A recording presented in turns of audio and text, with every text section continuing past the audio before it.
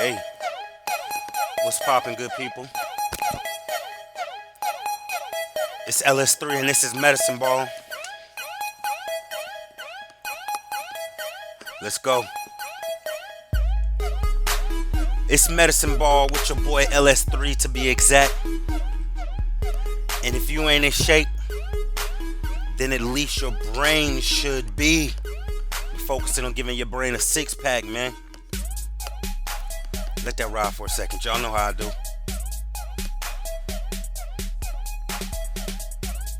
Don't be that guy. Don't be that guy who work out and skip leg day when you're not focusing on your brain and your mental health. You that's what you're doing. You skipping your leg day, man. You're gonna have a swole body and a underdeveloped brain. Medicine Ball, man. Yo, I appreciate y'all rocking with me today, man. Yes, sir.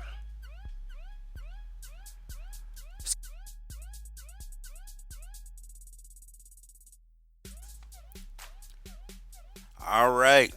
Medicine Ball with your boy LS3, man. Of course, we focusing on speaking about mental health, mental illnesses. I told y'all my story on my last podcast and kind of what's going on with my diagnosis, where we at with it.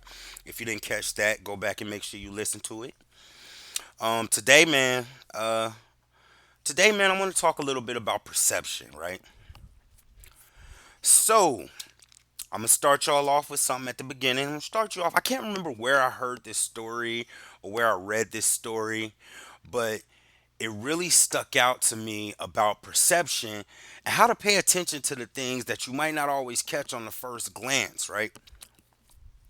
So, a long time ago, going to the story, a long time ago in an African village, there was a young man, young, strong man, and he came to the village and, uh, you know how guys are, basically trying to impress the ladies and find them a wife and whatnot.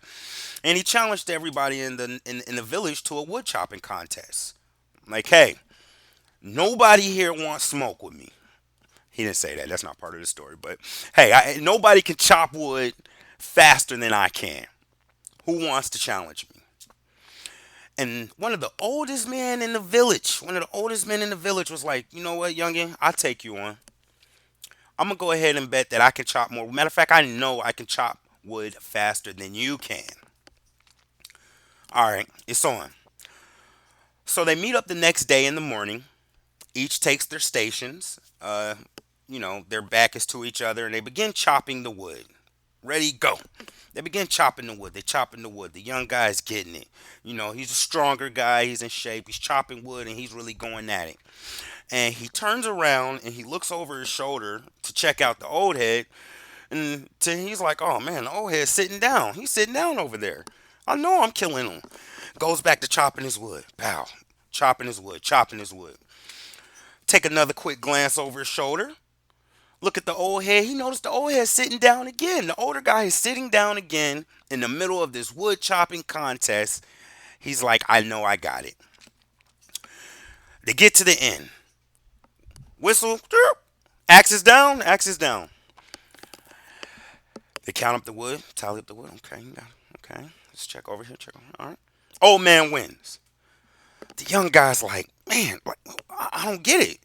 He's like, oh head, let me ask you, man. Every time I looked over there at you, you were sitting down. I was over here chopping as fast as I could, and every time I looked at you, you were sitting down. How is it that you were possibly able to chop more wood than me when every time I looked at you, you were sitting down? And the old man laughed. Youngin, youngin. What you didn't notice is that, true, yes, I was sitting down, but what you didn't notice is as I was sitting down, I was sharpening my axe. I was sharpening my axe. So each time when you saw me sitting down and thought I was sitting there, I was sharpening my axe. Thus, my axe was sharper and I was able to split more wood than you. The young man looks at him and he's like, wow, I didn't pay attention to that. I just saw that you were sitting down and I didn't pay attention to anything else. And, long story short, that's how he won. Perception. So let me just piggyback off of that and I'll take it a step further. And I don't want to make this too confusing. I want to stick to the fact of perception and the ability to kind of read between the lines and, the different ways that different people look at things. So I had a manager a way long time back who used to always talk about the numbers that tell. He used to always say that, and I didn't understand what it meant. He used to always be like, man, yeah, those are good numbers, but there's numbers that tell. So let me explain something, and I'm going to use one of my favorite basketball players actually to make this example. Carmelo Anthony, right now, does not currently have a job in the NBA. Now, from the outside looking in, a lot of people would be like, man, Carmelo is a 25, I think he's averaged 25 points per game for his career scorer. But I'm going to tell you one of the things that I think hurts Carmelo, and it has to do with perception versus the numbers that actually tell.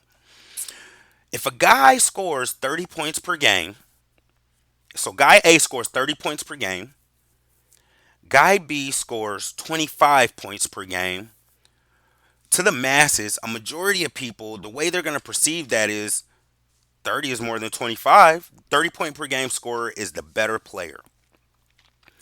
However, there are numbers that tell who actually may be the better player. Now, you see, the guy who scores 30 points per game, in order to get those 30 points per game, he has to take 30 shots. He has to shoot the ball 30 times in order to get those 30 points per game. The guy who has the 25 points per game, he only needs to shoot 12 shots. 12 shots. Now, would you agree that scoring 25 points off of 12 shots is more efficient than scoring 30 points off of 30 shots? It is, my friend. Those are the numbers that tell. And I think that's kind of the thing with Carmelo that I always notice. Like when I look at people who have a high point per game average, I'm always like, how many times did they have to shoot the ball to get that many points, though? And Carmelo is what they call. Here's something that I notice a lot of people who talk about sports always say he's a high volume shooter. So that means he's gonna get you those points, but he's gonna have to shoot the ball a lot. And the more he shoots the ball, he's taking away from somebody else ability or chance to shoot the ball. See, it's all about perception. And people perceive things different ways based on the information that they look for. See, perception is very big. It's very big. In a way, it was what make the world go around. It maketh the world go round. Perception. And you know, I was just looking here recently over some things, and one thing that stands out to me that I understand with me, throwing parties and dealing in business matters and whatnot, is like I always see where it might be someone who everybody else thought was making a lot of money, and all of a sudden they go broke or they file for bankruptcy or something to that nature. And now everybody's a expert. Oh man, they blew their money. They're broke. They're dumb. What were they doing, et cetera, et cetera. But see, what I'm able to look at is the fact that hey, here's what's going on. Number one, they didn't have that money to begin with. They knew how to control your perception of them, and therefore you thought that they had more than they actually did. I do a lot of reading, and I read recently here. I was reading something, and it said that people with money problems, if you have money problems, or you're not good with money, or you're struggling and you're going bill to bill, check to check, if you were to make more money, it would not solve your problem. It wouldn't solve your problem. Because let's face it, let's be honest. If you're not good with the money you got now, what makes you think you're going to get a ton of money and be good with that? Just because you have it. It's just a wider range for you to make bigger mistakes, more expensive mistakes. So it's people are like back to what I was saying. Yeah, people see people and they're like, how did they lose all this money and whatnot? What you don't understand, my friend, is maybe they didn't have all that money to begin with. They were just able to control your perception. And at the point when you realize that they no longer have that money or you think that they're broke, that just means that they were no longer able to control your perception of them. Even now, you know, I see a lot of rappers, or not. I'm not even going to say rappers. I'm going to see a lot of businessmen filing for bankruptcy, and people immediately are like, "Oh, they're broke. They don't have any money." But then what they do is they flip it and they're like, "Hey, it's the difference between Chapter 11 and Chapter 7, and this one means that I don't have any money, and this one means that I owe more money than I currently have, and so." And even when doing that, they're changing the narrative, they're changing the perception of it to where some people, our great president has filed for bankruptcy many a times. Now, if you stand back and you ask a person just straight up and down, do you want somebody who filed for bankruptcy to run your country? The average person is going to say no. But if you go into, well, I didn't actually lose the money, but what I did was move some things around and I was able to keep my assets and whatnot, it controls the perception of it to where you think then, oh, okay, well, maybe it's okay. So I have two things that I'm gonna do with this podcast. In the next seg, I'm gonna kind of give you some tips on what you can do to kind of control the perception, or what I did to kind of steer my perception in a way that I knew was gonna be helpful to me wanting to speak about mental illness and speak up on my diagnosis. And I'm also gonna give you some insight to how somebody who might be dealing with depression, anxiety, or something to that nature, how what it really is they just perceive things different, and if you're suffering from it, hopefully I can show you how to kind of change how you perceive things, and some tips and some helpful ways to help you go about changing how you perceive things. All right, so check this beat. Thanks for rocking with me. LS3, medicine ball with LS3 to be exact. And if you ain't in shape, your brain should be. Check this beat, and when we come back, we're gonna get straight into it. Let's get it.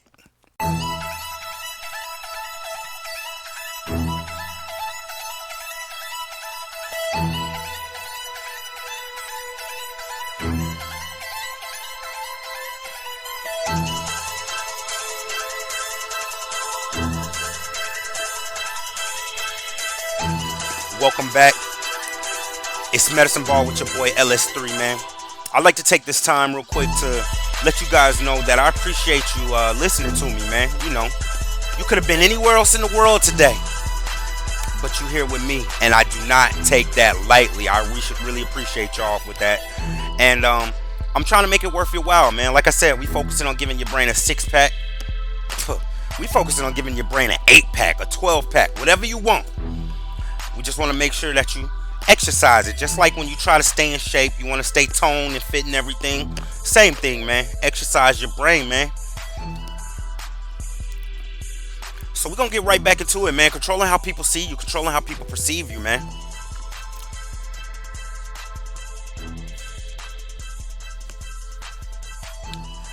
All right, so I knew kind of early on that eventually I would want to come out and let people know that, hey, I'm diagnosed as bipolar, been diagnosed since 2004. And with that comes anxiety, comes depression, comes a swaying of your emotions. And I think we'll get into more of that in a later podcast, exactly the definition on bipolar. But right now, we're going to talk about perception and why I felt like I needed to change up how people perceive me before I did this. I knew if I wanted to talk about mental health and speak on it in a way that people would, take me seriously, I had to change some things up, man. So controlling how people perceive you. Let's get into it, man. Number one, you have to know your audience, man.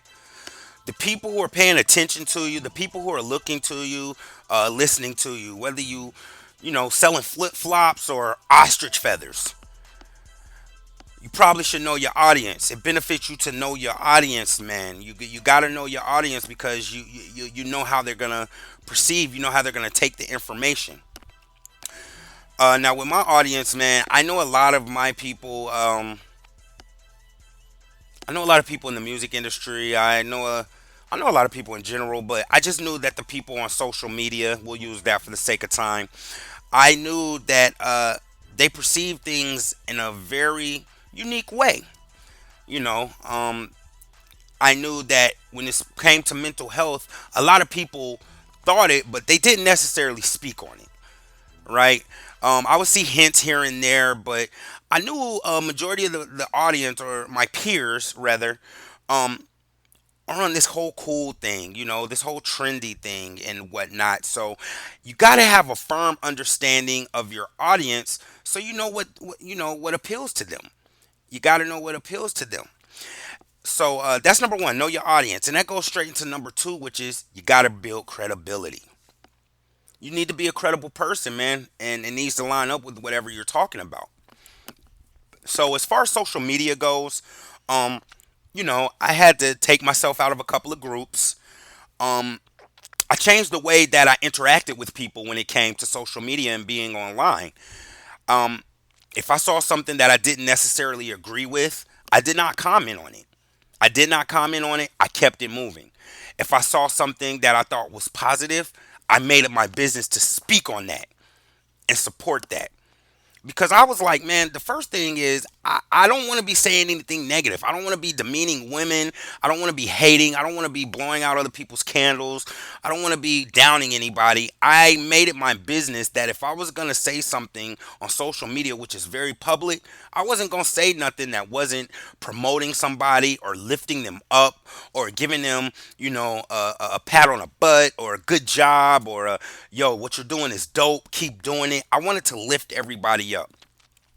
I also made sure that when I post, like, you could pretty much tell if you really know me, you could pretty much tell when I started changing how I thought. And it's been almost a year, maybe a little bit over a year since I've gotten like deadly serious about how I present myself. I didn't want to put anything negative out there. I don't want to put no negative energy in the air. And, just as we talked about in the previous podcast, the offensive line, I'm still human. I still got upset. But I knew at that point, and this will probably change now, unfortunately, but I knew wasn't nobody screenshotting me, wasn't nobody holding my feet to the fire. So if I said something and I went back and I looked at it and I thought it was negative or going in the wrong direction, I deleted it. I made sure I did my research, and that's why I thought it was also important that I let everybody know that I'm diagnosed bipolar because I'm credible. I know what I'm talking about because I live it. I live it daily, and I've been living it for 15 years now. So that's the second thing. You got to build credibility. I mean, it's just like, and I'll use the cops as an example, right? It's kind of like they're credible because they have a badge on. Now, they may, and I want to be very careful with this, but it's just facts. The cops might say something to you like, hey, this is against the law and whatnot. And the chances are, even if it's not a legitimate law, you're going to believe them. Why? Because they're credible in your eyes. They're seen as a credible person. So I knew that it wasn't in my best interest to be down talking women, arguing with women online. I think that's corny anyway. But you really shouldn't be arguing with anybody. You shouldn't be down talking anybody. You should be putting your energy into positivity you know so building credibility is very, very, very important. you know um I'm a type of person who, if I say I wanted to be a millionaire, which I will be a millionaire, but say, I want to be a millionaire. So if somebody who's a millionaire is telling me something, I'm going to shut my mouth and listen because they obviously know something I don't. Thus, they're a millionaire and I'm not there yet. So I think that's very, very important to build credibility, and that helps control the perception because the things that you're saying, you got to make sure that they're taken very seriously. So I know that it could be viewed as a person who has a mental illness as being irritable or being angry all the time or being irrational or somebody who's just violent. And I knew that, hey, it's already a touchy subject. I want to come out and show people that, hey, you're positive, you're normal if you have one of these diagnoses or you're going through it. So I got very strategic in the things that I was saying and the things that I was posting to social media. I made it my business to post a majority of positive things. So that's very important, man. All right, so we're gonna go into number three, and there's five of these. And remember, keep in mind, these are things that I just personally did, and I did a lot of reading on it, whatnot. So we're gonna go into number three: more moves, less announcements. I hear a lot of people say that, and I had a very, very, and I don't want to say it was a bad habit, but I would announce some things before I knew for sure that they would go through. And here's the thing about this social media thing and this public platform and this access to information quickly that we now have online. Being online is a soapbox, but it's also a stoning station. So you got to be aware that same platform that you stand on in order to kind of speak your piece, people will use that same platform to throw stones at you if they disagree. So if you're not in a person, and I know especially me being a person dealing with a mental illness, if you're not a person who knows how to take criticism without being angry or feeling sad about it or feeling depressed. And again, we're all human, so occasionally those emotions do come in, but you should probably watch what you saying and how you go about saying it, man. I am 120% aware that I'm opening up myself to plenty of criticism, plenty of hate, plenty of down talk, and plenty of scrutiny by announcing that I am bipolar. I know what's going to come with that. And I'm just fortunate enough that dealing with music and dealing with when I was throwing parties that I was able to kind of be exposed to that early on, especially as a party promoter, man. You don't know what it's like when you pumping up and you getting all your friends to come out to a party that bombs. Boy, you're gonna get that scrutiny. And if you're not built for certain things, you should probably make moves and put yourself in a position to where the things that you're trying to accomplish, before you announce them, it's probably best to put yourself in a position to where you know they're gonna go through and nothing can stop it. Or maybe not say anything at all. And that goes straight into number four. Your words and your actions gotta match up, man. Your words and your actions gotta match up. Again, if we're going to be speaking about mental illness, or I knew I was going to be speaking about mental illness, and I already knew my audience, which was number one, and I know that the average person, when they think of any type of mental health issue, is just going to think that you're irritable person, you're angry person, you're a irrational person. So I needed to make sure that the things that I was posting and the things that I'm speaking were not irrational. We're not angry. We're not irritable. I had to make sure that I came across.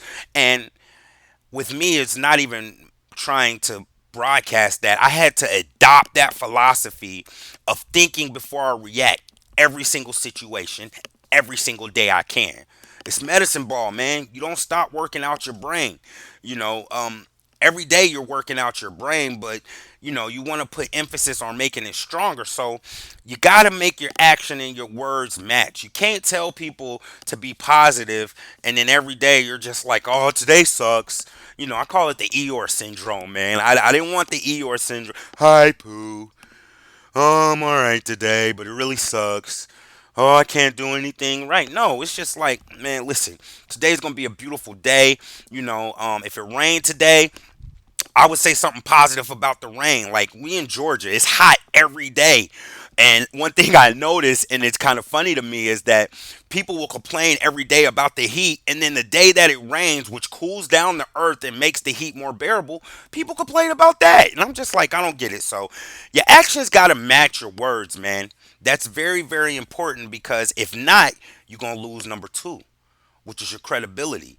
Like, there's nothing worse, I don't think, than being a hypocrite. Like, you'll never be able to pull up that I beat up a woman, or I was just nasty to somebody, and I was just always that cool guy. I've always been a popular guy, but even at parties, man, if I don't know you, I'm gonna go out my way to be cool to you, man. If we're dabbling in some things, I'm gonna extend my hand to you. I'm gonna make sure I'm that cool guy.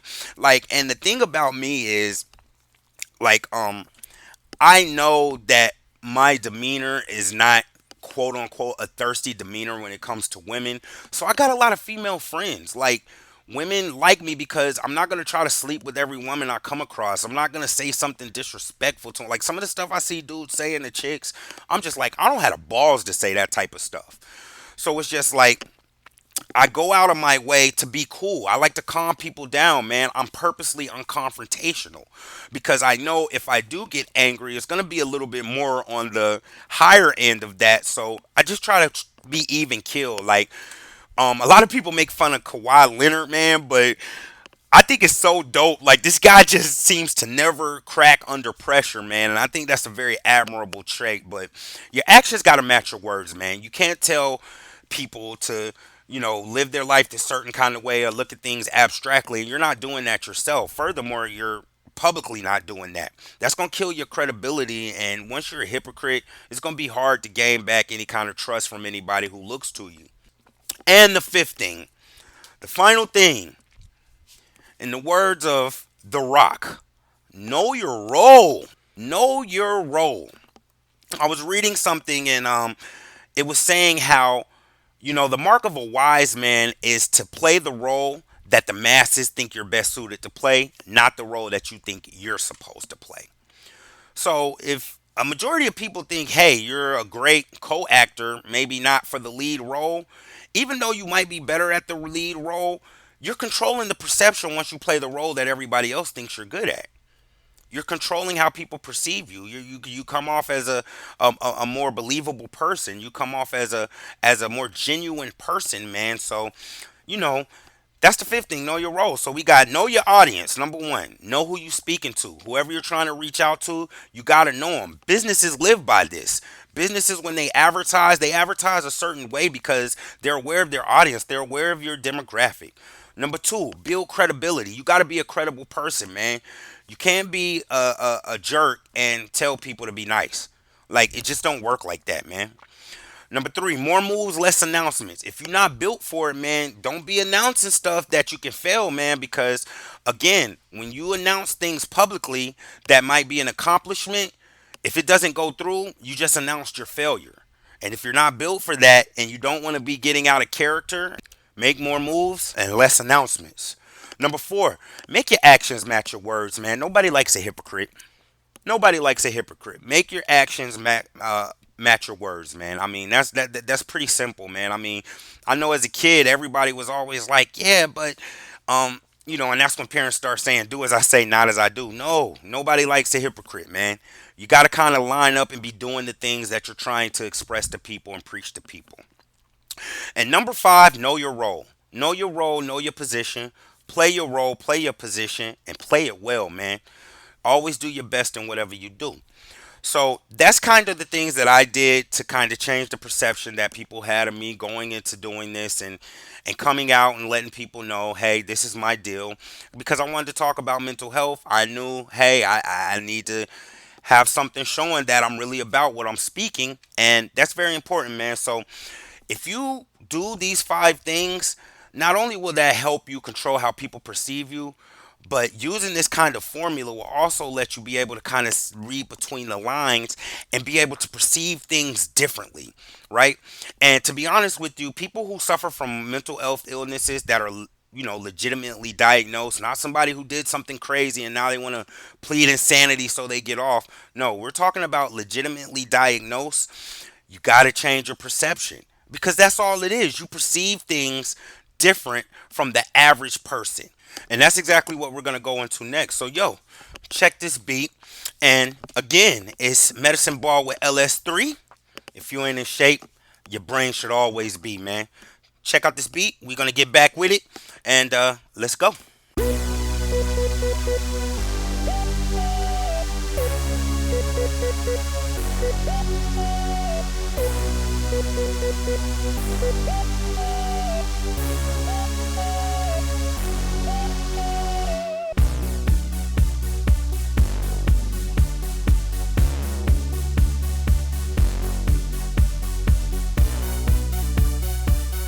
Welcome back. I appreciate each and every one of you. You could have been anywhere in the world today, but you chose to be here with me, LS3. And if your body ain't in shape, at least your brain should be. That's feel good music right there. Welcome back, ladies and gentlemen, man.